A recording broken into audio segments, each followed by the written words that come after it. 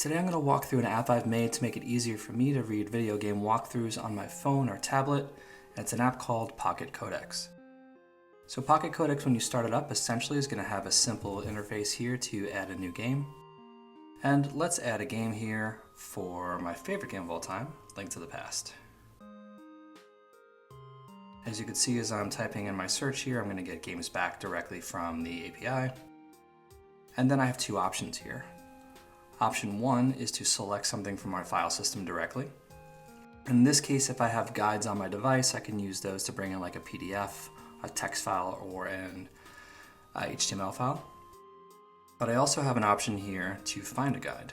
And if I click that, it's going to open up GameFAQs directly, search for that game, and then give me an option of games here. So if I click on Legend of Zelda, and then click on Guides, you can see here we have essentially a list of guides that we might want to read. And if I click on this text guide here, I'll basically talk about why I built it. So my challenge here was I love GameFAQs. GameFAQs is wonderful. The guides here are fantastic. They're written by amazing creators, but the text itself is really hard to read on a phone or a tablet. It's kind of small, you have to scroll it a lot. And the other problem is it doesn't really save your location when you're scrolling through. So if you've gotten pretty far in the game, it's kind of hard to see where you were. So with Pocket Codex, essentially now I could download this guide, creates a local copy of it on this device, and now when I open that up, it's essentially a much focused reading experience for that text guide right here. What's cool about this is if I open up the reading settings here, if I needed to make the font size a little bigger to read, I can do that. For cases where there's like really cool ASCII art that I don't want to scroll, you could turn off line wrap here as well. And also, as you scroll, let's get to another section here. Let's say I'm now in the storyline plot section. When I leave here, you could see it's also saving the progress of where I was. So if I reopen this, basically back to where I was. You could also search. So if I pop this open here and typed in a search term, it would search this particular text guide, so it makes it easier to browse, just like you were using it on the web. And what's cool about that is a lot of these guide creators put these awesome table of contents here at the top. So if I want to search and go to the general facts section at the end here, I could type for that and then paste and essentially get to that section pretty easily here. So in addition to adding text guides, you could also add PDF and HTML guides as well. So let's do PDF first. So I'm going to select this actually from my device. And what I found here was an instruction manual for The Legend of Zelda, which is directly from Nintendo. And if I download that and add it, you can now see I have that instruction manual directly on the device as well. And you could easily scroll through it here directly, and it also says progress.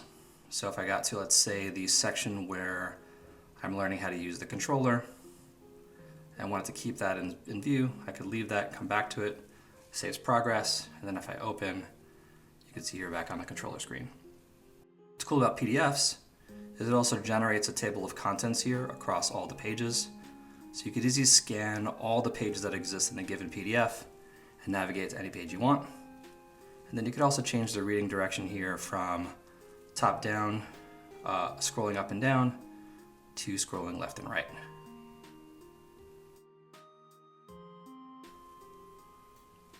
Now, in addition to PDF, we also have HTML guides. So for this, I'm going to show an example using another favorite game of mine called Super Metroid. So let's type Super Metroid.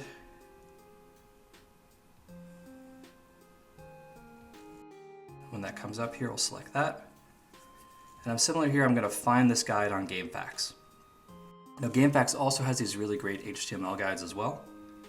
So if I go to Guides here, and then look for an example here by Bover87, which is an HTML guide. You'll see it has this nice table of contents. It has images, things like that. And I also have the option here to download the guide. So if I click Download Guide, what it's doing now is going through each page in the table of contents, downloading that page and creating a single HTML file that's formatted nicely for this device. So if I open that, you could see here it's split into two files. If I open the first one, you can see it's essentially the HTML guide with images, nicely formatted tables and text. Just an easier way to browse and use this on your device. What's also cool about this is it generates a table of contents based off of the H2 tags in the HTML as well. So I could easily navigate to, say, the Norfair section here and read all about that section pretty easily. So yeah, that's basically it. For every game you add, you could add one or many guides. You could also add as many games as you want. And then if we go into app settings here, there's some simple settings here to change the theme of the app as well. Right now I have it set to follow my system, so I'm using dark mode.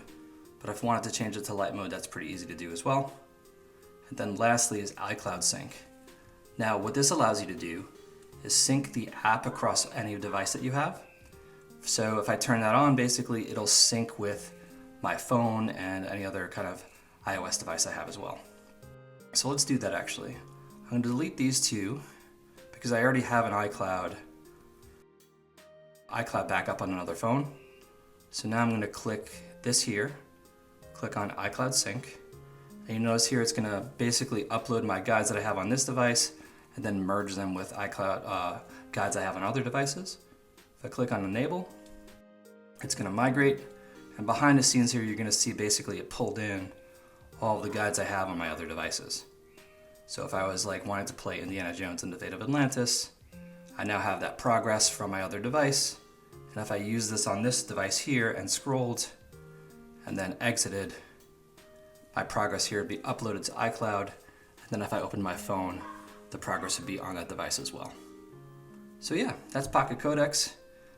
It's up on the Apple App Store to download for free. If you're interested in trying it out, check it out. But yeah, hope you like it, and thanks for taking a look. Take care.